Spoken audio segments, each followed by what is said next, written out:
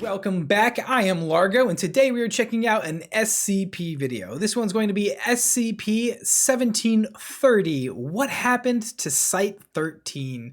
A lot of you guys have been asking for this one for quite a while, and it is a little bit of a longer one, but we're finally getting to it. Now, Site-13, I'm assuming, is in Foundation Site. I think I've heard that name come up before in some of our previous videos, but in general, I don't really, off the top of my head, I don't really know what Site-13 is or what happened to it. So let's jump right into it and find out. Let's find out what exactly happened to Site-13. SCP-1730. What happened to Site-13? For the greater good is a phrase that has been used in various forms throughout history to justify certain actions that would normally be considered abhorrent. Okay. The SCP Foundation in general, of course, operates largely on this principle throughout most of their work. They do. But often is the case where the Foundation is ultimately correct in their choice of actions. SCP-1730 is a grand, detailed report of a situation where the Foundation was profoundly, terribly wrong. Okay. SCP-1730 is easily among the lengthiest articles on the SCP Wiki, and although the actual description of the SCP is fairly short, the numerous logs, recovered materials, and interviews make this an epic report. In this video, I'll attempt to summarize and explain 1730 as best as I can, but keep in mind that I'll be cutting out quite a bit of atmospheric details along the way. SCP-1730 ultimately both asks and answers the question of what exactly happened to Site-13, and we see immediately that 1730 is listed as neutralized, meaning that it's either been destroyed, its anomalous properties have been removed, or it is no longer a part of our existence.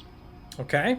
1730 itself is a large complex of structures, with identifying markers showing that it was known as the SCP Foundation's Site-13. Foundation records, however, show that Site-13 was originally planned to be built, but the plans were scrapped. The site was going to be built in Alaska, which seems to be where 1730 is from, which makes it stranger that it is located in Texas.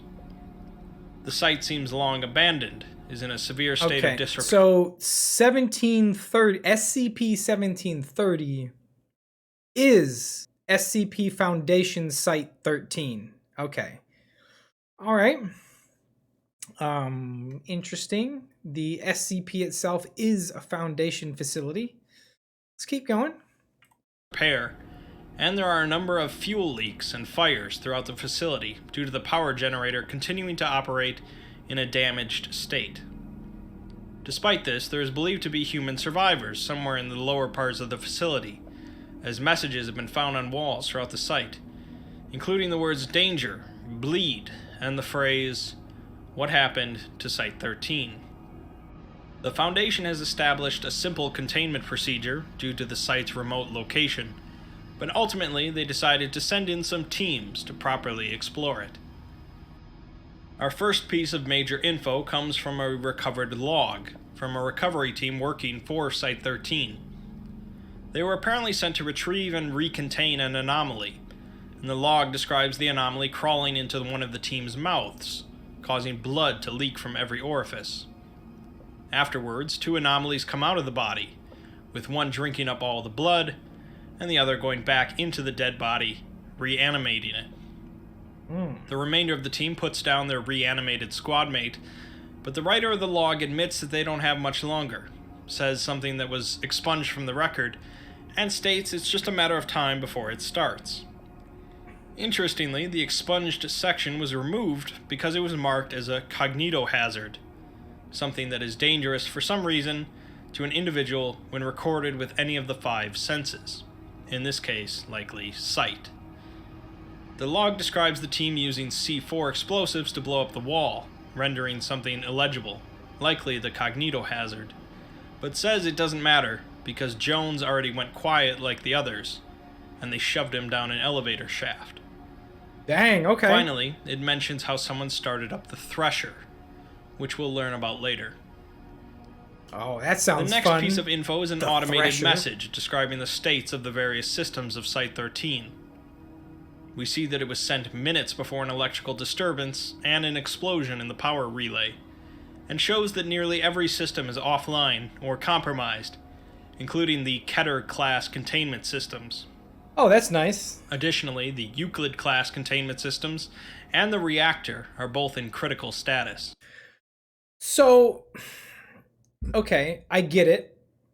1730 is Site 13, but you're telling me at Site 13 there's active SCPs in containment at Site 13 while the entire Site 13 is like failing? Yeah, this is super weird. Finally, we're brought into the present with the exploration log transcript for the first team sent into Site-13 by the Foundation. The team is the D-12 Mobile Task Force, known as the Mudslingers, and consists of 6 members, including the captain. They enter through the unlocked front doors, switch on their lights due to the darkness, and immediately find messages written on the walls, including the ominous phrase, "Don't look at the walls." Don't look at the walls. They find a service elevator that's still powered, and descend to the 3rd basement level. The team splits up to search the floor, finding that the rooms are filthy, due to being covered in some sort of metallic-smelling sludge. They see a makeshift barricade next to a door, and they also find a few bodies, half submerged in the sludge. A snake-like creature emerged from one of the bodies' mouths, which they immediately terminated, and discovered that the bodies were in fact hollow. The team agrees to return to the elevator, only to find the layout of the floor has changed, meaning they are either hallucinating or the building is physically changing. They head down a hallway which seems to be much longer than the building's schematics show, and break down a door into an office. They find a naked human, with fire seemingly burning out of its ears. An intense white light, the sound of searing meat, and static from the team's microphones is all Site Command receives for over a minute, until they also hear the sound of slithering, a cry, and choking sounds. It's like some kind of psychotic funhouse of horrors. Everything changes and shifts around, and you can't get your bearings, and there's strange sounds coming from just out of sight. Other strange sounds come through the microphone until the other 2 members who had split away from the group finally respond. They are currently waiting near the elevator and thought their radios had stopped working, until suddenly their camera feeds show them in a different room, with one of them hanging upside down, facing each other, and both are completely stark white. Blood from their mouth, nostrils, and eyes cover their faces, and a large object moves in the background, accompanied by the sound of slithering from multiple directions. One of the team members opens their eyes, and the video and audio feeds cut out. This was the last Site Command heard from the Mudslingers. Clearly, exploration of the main structure was going to prove to be quite dangerous, so until the Foundation could set up a more prepared second attempt, they decided to send in a small team to the power station to assess the damage. MTF Y-24, known as Gulliver's Travelers, is a 3-man team who went to the power station, only discover the first set of doors inside to be locked and bulletproof. Rather than using explosives, which would risk a collapse, Site Command tries to find someone who would possibly know the clearance code for the door. Despite this site never actually being constructed in this reality, Director Jameson's clearance code from when this site would have been built manages to get the team in. All right, so Site 13 was never built in the mainline SCP universe. There were plans for it to be built, but it was scrapped. I guess they were far enough along in the plans that they have operational security codes that were drawn up even before the facility was structurally built. That seems a little weird, but okay. All right. And this also implies that Site 13 is from another dimension or reality. Okay, let's keep going. The team examines the power cores, and then releases a micro-drone to provide a closer look, revealing that 7 of the 12 cores are damaged beyond repair, 3 are not functioning at full power, and 2 are, although one of those is currently superheated. The team finds more of the sludge that the other team encountered, and then sees 10 stark white bodies bound to the superheated core with wire. Underneath them, seemingly written in blood, are the words, "What happened to Site-13?" The team descends a stairwell, finding a door at the bottom that has been pried open, and discover a disgusting smell before their camera feeds begin to distort. The audio feed then cuts out completely, and Site Command only receives intermittent communications for 15 minutes, during which the team seems to be encountering more of the dead humans covered in sludge. Finally, it seems as if they encounter one that appears to be alive, before Site Command totally loses contact with the team. The recovered sludge from the micro-drone appears to be blood and power core residue mixed with an unknown biological matter. 1 week later, the team's video feed comes back online for 13 seconds, during which it shows a number of humans standing and looking down at a table. The Foundation still needed more time to prepare for the next exploration team, and so decided to send in an unmanned drone to hopefully investigate the lower floors. Man, okay. This is Site-13 is pretty weird. It's super weird. It almost gives me Event Horizon vibes, right? Where the ship Event Horizon was constructed and sent out into space, and it just disappeared. And people could say, whatever happened to the Event Horizon? What happened? And turns out it went to another dimension. And when it came back, it was filled with corpses and nightmares. Human remains strewn around a reactor. Like, I'm getting kind of Event Horizon vibes from this. Like, Site-13 is kind of like the Event Horizon ship. Of the main complex. The drone was launched through the same door that the first team entered, and began to descend in the elevator towards the lowest basement floor. After descending 7 floors, a power failure causes the elevator to stop, and so the drone forces the doors open, and descends manually to the 8th basement floor, a Euclid containment wing. After inspecting a number of rooms, the drone sees a vaguely humanoid entity standing near the end of the hallway. The drone follows the entity, as it doesn't seem to notice it, and watches as it picks up some of the sludge on the floor and marks a nearby wall. The symbols on the wall are later revealed to be cognitohazards, which the drone takes pictures of, and continues to follow the entity, which curiously leaves behind no footprints in the sludge. The drone enters the actual containment area, finding a cell containing a human form covered in sludge, with sparks emanating from its fingertips. A sign on the doorway states that Entity 324 is scheduled for termination in December of 1975. The drone finds another cell that had been locked shut. After forcing it open, the drone sees a dead female on the floor with no sludge in the room. My only question is, what kind of drone are they using, right? They said they sent it down an elevator shaft. So with that bit of information, I assume that it's a standard like 4-rotor drone, right, that flies. But if that's the case, how is this drone physically forcing open doors that are otherwise shut?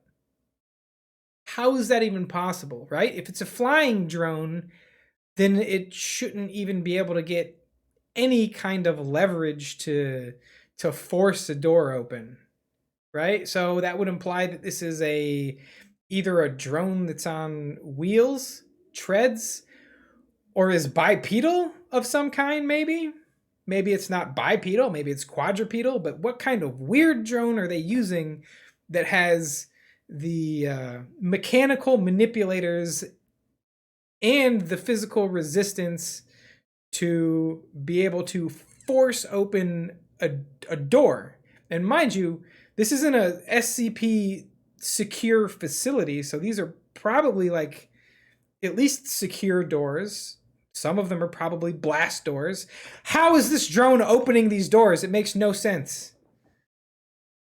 An identification badge on the corpse contains the name Jack Bright.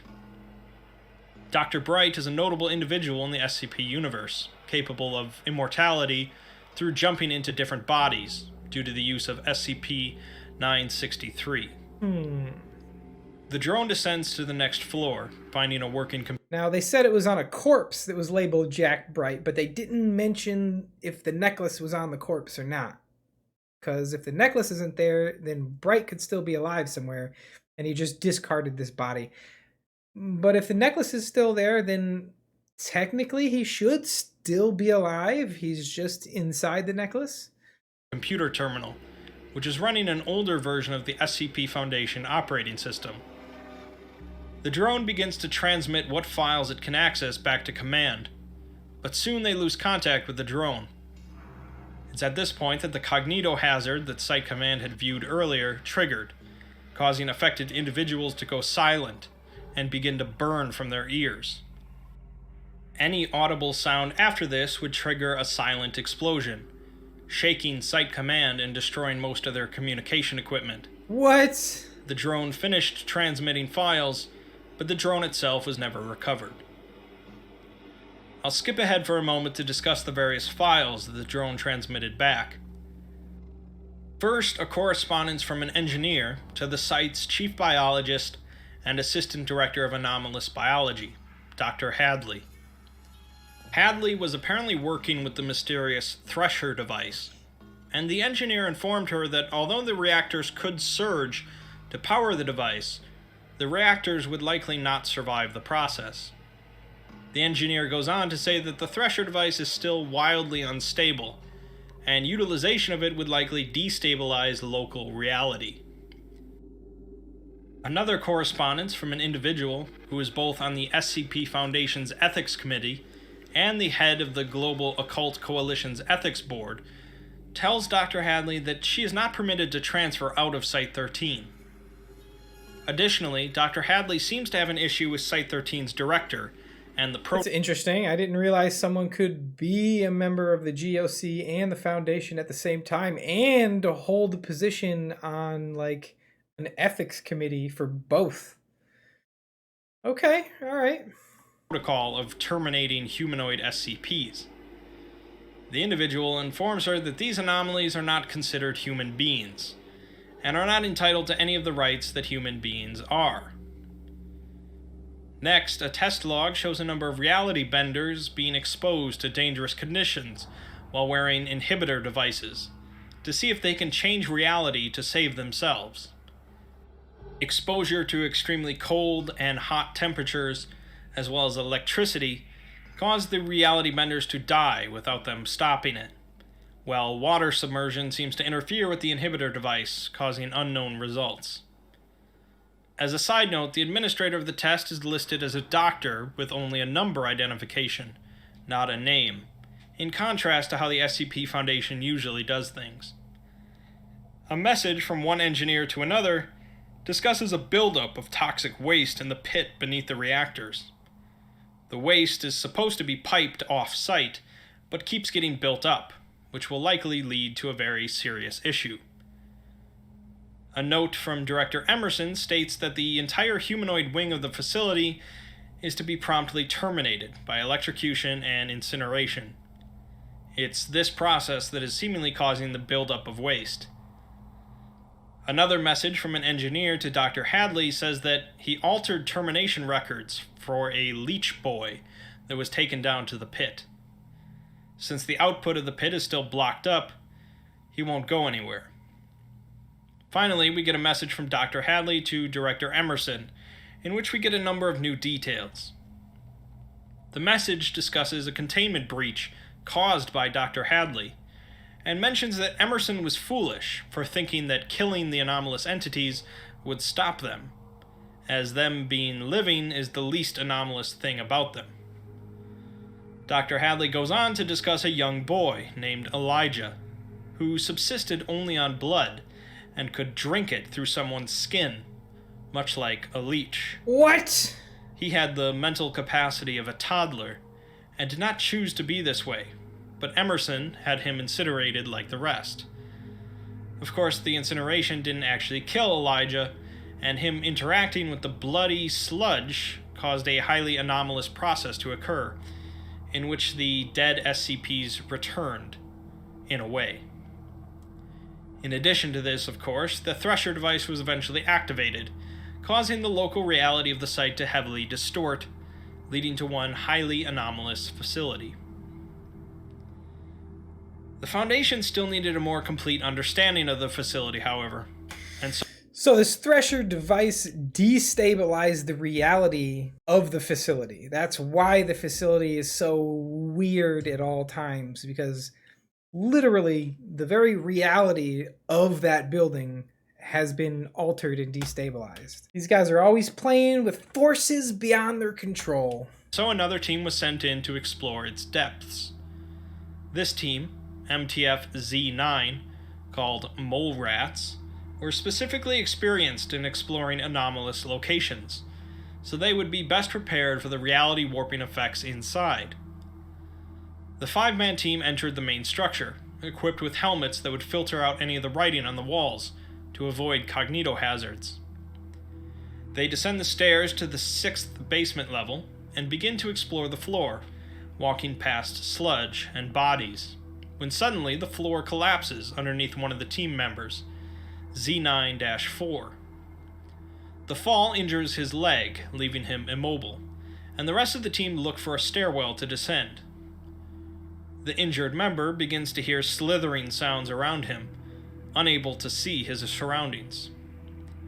Gunshots ring out through the facility as one of the members, Z9-3, watching his injured teammate, sees a leech-like creature approaching him.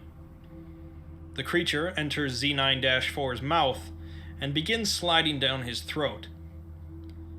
Z9-3 attempts to shoot the creature, but misses, and asks the captain for permission to shoot Z9-4 to put him out of his misery. He gets no response from the captain, but after Z9-4 lets out a choking plea, he fires his weapon. The floor further collapses, causing Z9-3 to fall and get crushed by debris. 5 minutes later, Z9-4 goes silent. A leech creature comes out of his mouth, and he stands up, picking up his dead teammate's weapon. Site Command received no communication from any of the mole rats for the following 3 hours, when suddenly communication from the 3 team members resumes, with them seemingly below the 15th floor. Z9-4's camera feed comes back for a moment, showing a number of humans with flames coming out of their ears, and a massive pit with a large creature in it covered in smaller creatures. Communication from the rest of the team eventually goes out again for 4 hours, before feeds from the captain resume again. She apparently reached the Thresher device by herself, but she hears footsteps coming towards her. Her light goes out. She begins running through the darkness, and finally communication is lost once again. In the aftermath of this, it was clearly just too dangerous for a team to explore the facility. Y'all didn't figure that out the last 2 times you lost teams sending in there? Like, dude, every time you send someone in there, it's like a horror show, man. That would have likely been the end of the Foundation's research on 1730. However, one morning, monitoring equipment picked up a looped transmission coming from the facility. The transmission was from a doctor who worked at Site-13, who claimed that there were 12 people still alive in the facility, surrounded by hostiles and running out of supplies. Since the doctor claimed that the transmission would stop looping once he was dead, it seems that for the time being, there were living humans still in there. In light of this, the Foundation cleared a rescue mission. This is when things get really interesting. Another 5-man team was sent in to continue exploring the facility. Bro, they keep sending like 5 people in at a time. And hopefully locate the survivors using the coordinates transmitted by the doctor. The team, MTF Apollo-3, Game Wardens, entered the main structure and went straight to the stairwell, hoping to use it to descend to the bottom floor. After traveling down it for nearly 10 minutes, the team finds that the bottom of the staircase is missing, abruptly cutting off into some sort of liquid void. Site Command informs them they are actually about 15 meters below where they thought the stairwell ended. The liquid begins to rise, forcing the team to ascend the stairs, although one of the team members gets his legs enveloped by the void. After pulling him out and up to the next floor, they find that his legs have been cleanly severed at the knees, but he can still feel them as if they were there, and most anomalously, he can actually stand. What? They pass their hands underneath him, and he appears to be simply floating, without feeling any different than normal. Okay, so this dude stepped in some black goo, and it erased his legs, but he can still stand on them as if they were there, but they're not? That's... Y'all... I don't know, man. Site-13's weird. Also, clearly this place is messed up. Clearly this place has issues with its reality has been distorted. If they're going to send people in here, right, and this is like the third time they've done it, they've got to know that reality is in flux here. Why are you sending teams into this building without like Scranton reality anchors to at least attempt to stabilize the reality around them? It doesn't have to be a permanent solution, but at least while you're trying to send a team in there to learn stuff, at least try a reality anchor, right? At least try to set up at least a safe zone within the building. Jeez, man. The team explores the floor, finding a rotting corpse they seem to recognize as their friend Zachary, unaware that it is dead. This is seemingly SCP-1730, and its anomalous effects are going through the team's visors designed to filter out cognitohazards.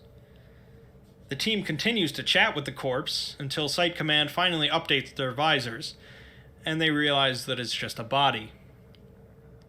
They soon encounter a shimmering humanoid entity approaching them, warping the environment around it. One of the team members is apparently caught in its field of effect, hanging and twisting behind it. The team fires on the entity, but the bullets simply spin around it. The entity proceeds to attack one of the members with an appendage, but they deploy a miniature reality anchor, causing the entity to disperse. Okay.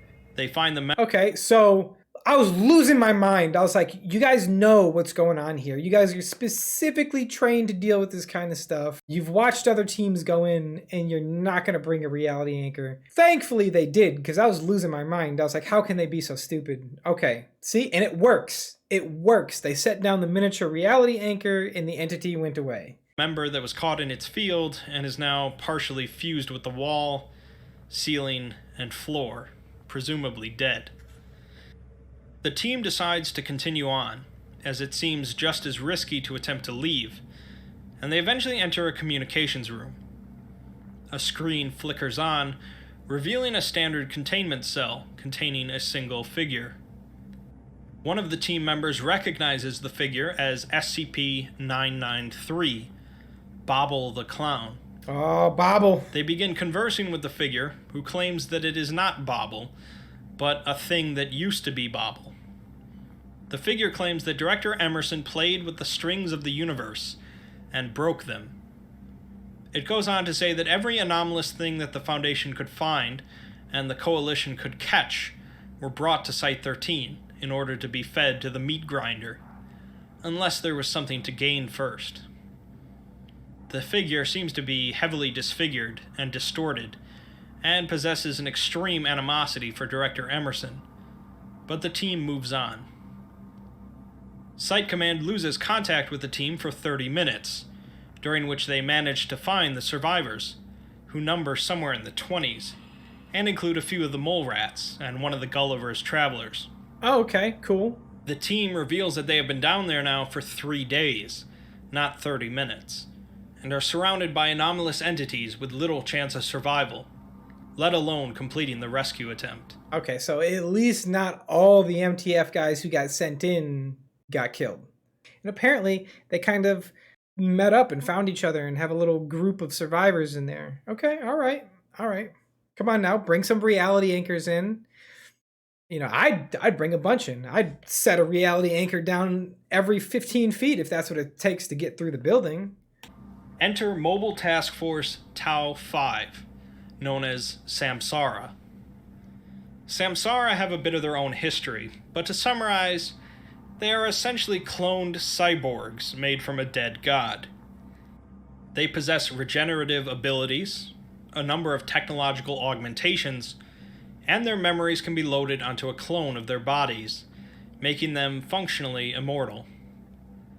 They are not omnipotent, however, and this rescue mission still has a high chance of failure, but Samsara stood the best chance of succeeding. The Samsara team consists of 4 individuals, and they were outfitted with arm-mounted incendiary cannons, shock-absorbing leg extensions, heat-resistant plating, and built-in filters for their eyes, among other enhancements. Okay, now we're talking. The team enters through a drainage pipe and soon split up, with 2 of them continuing down the pipe towards a heat source and the other 2 breaking through a thin wall into a room containing offices. They find a control room for the incinerator and are soon joined by the other 2 team members who remark that the pipe is completely blocked.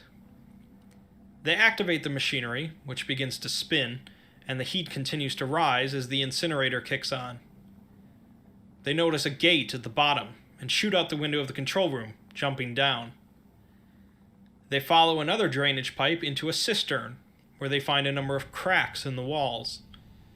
Small leeches begin pouring out of the cracks, feeding on the sludge and growing larger.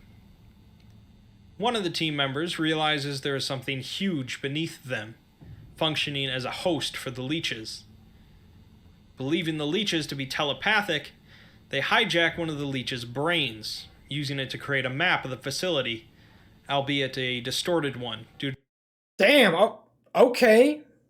Samsara don't play around, dude. These guys came in here and they're like, okay, we got some leeches coming out of the wall. They start figuring shit out right away. They're like, okay, yep, giant monsters, there's something down here, yep, leeches, yep, we got special technology. Let's just infiltrate the mind of a leech to generate a map of this place. What?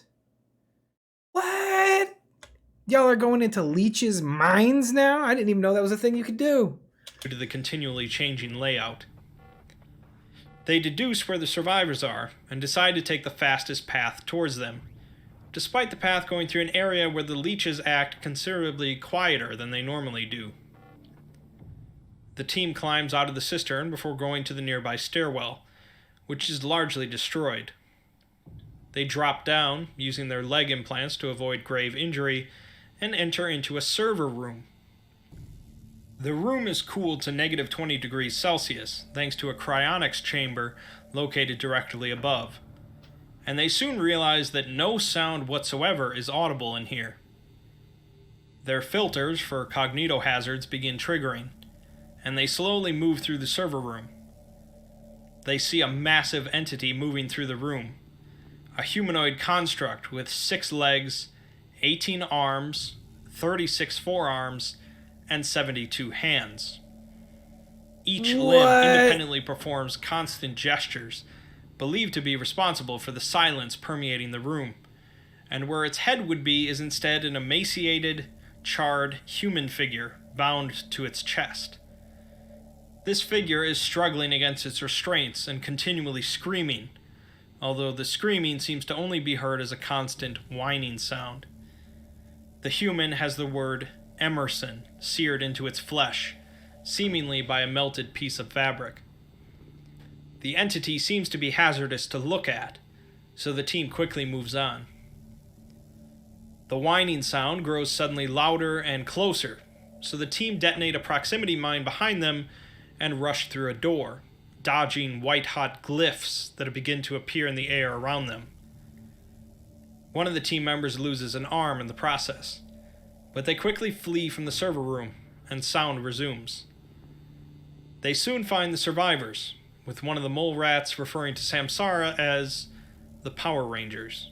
The Power Rangers. I mean, for all intents and purposes, right? They kind of are. I mean, not entirely, but it's as close as I've seen someone from SCP get. The leeches begin to come out of nearby cracks in the walls, and the mission changes now from search to rescue. The extraction process begins with 11 MTF members and 27 staff members of Site-13, a number of which were significantly injured. Their plan involves going to the Thresher device and reducing the power to the machine long enough to produce a stable route to the surface. Destroying the device would likely only cause drastic problems, including their deaths.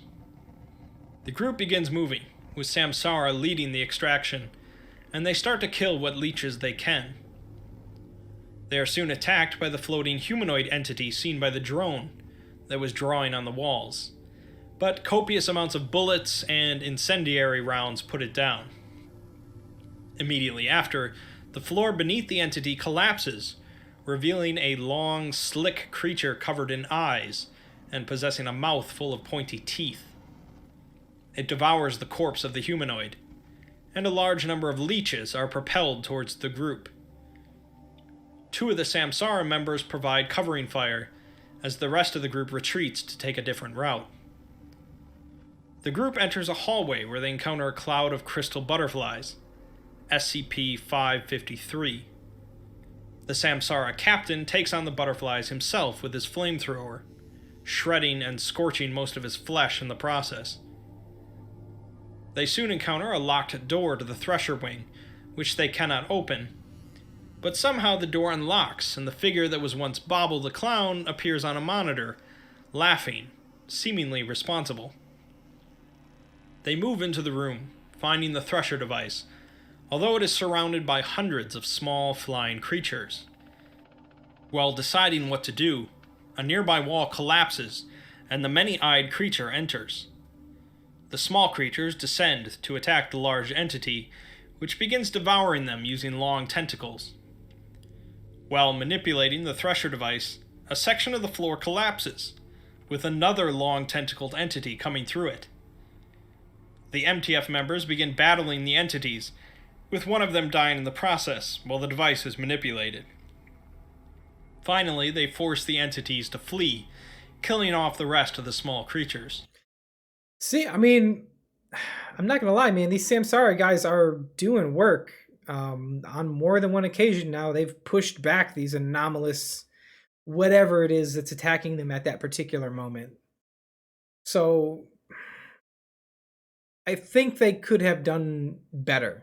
Frankly, I think you could have sent in a more regular MTF. You didn't have to send in Samsara, but you didn't send these guys in properly equipped, is my opinion. I mean, if you would have went in the first time, right, and sent, I don't know, 20 guys rather than 5, and had them with like reality anchors that they could place down as they move through it, you would have done much better. You wouldn't have had to send 2 teams that disappeared and then send in Samsara. It seems like this was tackled improperly. The entire facility begins rumbling and shaking, with loud screeching noises accompanying the mechanical sounds. It's time for the team to make their final ascent out of the facility now that the Thresher device is running on low power, and local reality is stabilized. Hoping to meet up with the other 2 Samsara members on the way, they begin moving, and soon run into SCP-2316, a powerful cognitohazard that takes the form of bodies in the water that people believe they recognize. Samsara keeps the group moving, and they enter into a large garage, where they encounter a massive mechanical construct, seemingly controlled by SCP-1370, who attempts to intimidate the group by claiming to be the Herald of Destruction. A Samsara member easily destroys the small robot controlling the construct, and they meet up with the other 2 members. They hear a large crashing sound below them, and the floor begins to buckle, so the group flees, losing a researcher in the process. At the bottom of the massive hole is a tremendous black mass, completely covered in red eyes, with several other large black masses extending from it. Presumably, this is Elijah, the leech boy. Oh. The group flee, chased through the facility by black tendrils coming from the hole, and they find themselves trapped with no way to ascend. One of the mole rats decides to lead them further down into the facility, into a massive containment chamber. The civilians are sent to the far end of the chamber, where an access point will lead them up to the power station and out of the facility. Meanwhile, the MTFs are going to cover them as a huge wall breaks down, and the 200-meter tall leech boy enters the room. 200 meters? A naked human woman is visibly joined to its tongue, and it lets out a piercing scream as the MTFs unleash everything they have on it. A few of the members, however, begin working on opening two massive containment doors, which finally open, unleashing two of the most powerful entities known to the Foundation. Uh-oh. One of them is SCP-001, the Gate Guardian, a tremendous winged figure carrying a huge sword. They opened this door, and one of the entities to come out of it was the Gate Guardian. How is that even possible?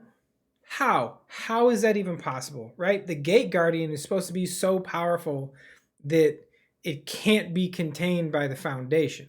It guards the gate to Eden or heaven or whatever it is. It guards the gate and it doesn't move. So it's essentially stationary and self-containing. Yet, in whatever universe this came from, the SCP Foundation managed to contain the Gate Guardian? That just doesn't make any sense whatsoever. But let's keep going. And the other is SCP-2845, an entity largely resembling a deer with a ring of ice and metal. So essentially, they have two gods that they've managed to capture somehow and contain and put in here, and they remained contained even though the reality of this place was in flux and the entire facility is falling apart. Every other paragraph starts with, and the wall fell down and something came through it. And the wall collapsed. Then the floor collapsed underneath them. The ceiling collapsed. This whole place is falling apart. And yet you contained two godlike creatures that normally can't be contained? What is this? Metal rotating behind its head. The Gate Guardian is capable of obliterating anything around it with its fiery sword. Except for apparently the containment cell that it was in. And the deer is capable of instantly transmuting and reconstructing matter. Except apparently for the containment cell it was in. Making them each quite formidable foes. The three entities begin an unimaginable battle with each other as the MTFs flee towards the civilians. The stairway upwards is damaged by metallic cylinders that come crashing through, killing the Samsara captain. The leader of the mole rats decides to stay behind to buy the group more time, and she's joined by one of the Samsara members as the rest of the group makes it to the surface. The two MTF members that stay behind go back to the Thresher device, turning it to full power as the mole rat captain laughs hysterically and wildly fires her weapon at the leech boy. The people above ground hear a deafening, crackling sound. The area around the facility begins to distort, and suddenly, Site-13 is gone, leaving behind an immense crater. No further transmissions are received, and SCP-1730 is marked as neutralized. All that remains is the debriefing then. One of the Game Warden members seems severely traumatized, but the captain of Samsara considers the mission a success, although he seems mournful of the mole rat leader's demise. The Game Warden member, who seemingly lost their legs but can still stand, remarks that it doesn't feel like a phantom pain, as he can actually feel his legs, and occasionally feels something wet and furry brushing past them. The interview with the Samsara member that went with the mole rat captain reveals that they went to a server room and disabled their cameras, because they were apparently given a vision, which they believed to be a cognitohazard.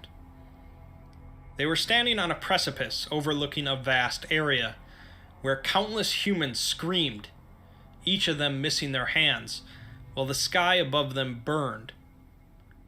A falling star scorched billions of corpses, and in the middle of the star was the many-armed entity they encountered earlier.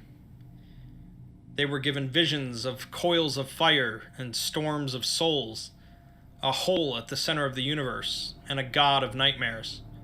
The Samsara member looked away, but the mole rat captain kept watching, and afterwards went to the thresher device and activated it, saying that she needed to bury the things she saw in darkness, while laughing and crying.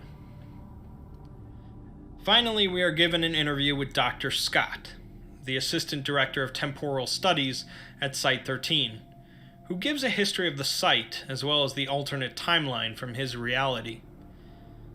Plans for Site-13 began after the Foundation recovered the body of a massive dead sea creature that they could not contain, and so Site-13 was built in a remote location in Alaska and was larger than any facility at the time. After a terrorist used an anomaly to cause an explosion resulting in thousands of deaths, the US government cut all of their funding to the Foundation. A former staff member of President Dole, named Paul Manafort, was appointed Secretary General of the Global Occult Coalition and organized a partnership with the Foundation. The GOC eventually gained control of the Foundation, and they once again received funding from the US as well as the United Nations. Site-13 was the premier containment facility for the Foundation, and was continually being expanded. Emerson eventually became the site director, and began doing terrible things, supposedly under orders from Manafort. The incinerator was built, originally just to dispose of the body of the massive sea creature, but they began using it for everything, as well as doing invasive testing on anomalous creatures and humanoids. Vivisections began, and although the ethics committee tried to step in, their chairman was dragged out and shot for being a traitor.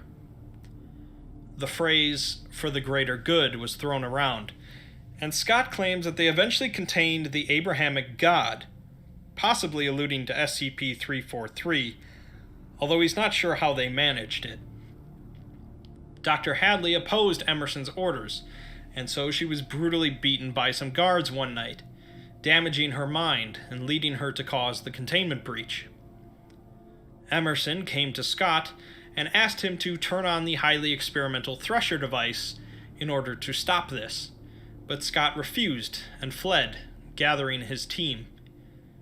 Before they could leave the facility, however, the device was activated, warping reality. Scott counts himself as lucky for surviving at all, but believes that they could have been floating between dimensions for 1,000 years for all he knows. Now that the device has been reactivated, it's completely unknown when and where it will end up. Like I said, SCP-1730 is one of the longest articles on the entire SCP Wiki, but that alone does not make it memorable. It's memorable because it presents a fascinating tale of the Foundation going simply too far, largely as a result of the influence from the Global Occult Coalition, an organization focused on terminating anomalous items. There are plenty of real-world analogies from groups and organizations that have committed atrocities in the name of research, such as Unit 731, and so it's not far-fetched to believe that the same thing could happen in an anomalous universe. The author, DJ Cactus, took a relatively familiar and overdone concept, a strange, shifting location, and made it something utterly unique by incorporating a compelling backstory, numerous other SCPs, and a highly engaging rescue mission starring the Samsara team. As I mentioned, I cut out a lot of details and practically all of the dialogue, so I absolutely suggest going through this one on your own to get the full experience of what happened to Site-13. That was SCP-1730, What Happened to Site-13. Wow, a lot of stuff in this one. Pretty interesting. So SCP-1730 is Site-13. Apparently, in the universe that this particular structure was constructed in and operated in, they were very efficient at capturing and containing seemingly uncontainable SCPs like the Deer and the Gate Guardian, the Abrahamic God, supposedly. And this end card here teases that there was potentially many other SCPs of that level that were also contained. It seems like in this world, the SCP Foundation used Site-13 as the primary holding facility for most of their most ridiculous SCPs that they were containing. And it also seems like they built a giant furnace to dispose of not only the giant creature that Site-13 was constructed around, but also to destroy any of the other SCPs that they deemed necessary to be terminated. Terrible conditions for the employees, along with the absolute madness of what was happening at Site-13, caused some internal conflict and strife between the staff. Some of the staff went rogue, started releasing SCPs. They used the Thresher device to try and anchor reality. The entire site got yanked out of their own reality and plopped down into the mainline universe SCP reality, where they then began the process of sending in teams to investigate and search, culminating with the search and rescue by the MTF Samsara guys. And they had a massive climactic escape where they were chased by a multi-eyed tendrilled monster through the darkness. And in order to escape, they released two godlike beings, and they had a three-way throwdown between deities while the humans attempted to escape. The Thresher device was reactivated once again, and the entire facility just disappeared, just vanished. Who knows where the facility is going to end up next? Who knows what the next step in Site-13's history and story will be? Because it's out there. Apparently, Site-13 is still out there floating the multiverse, looking for a place to land.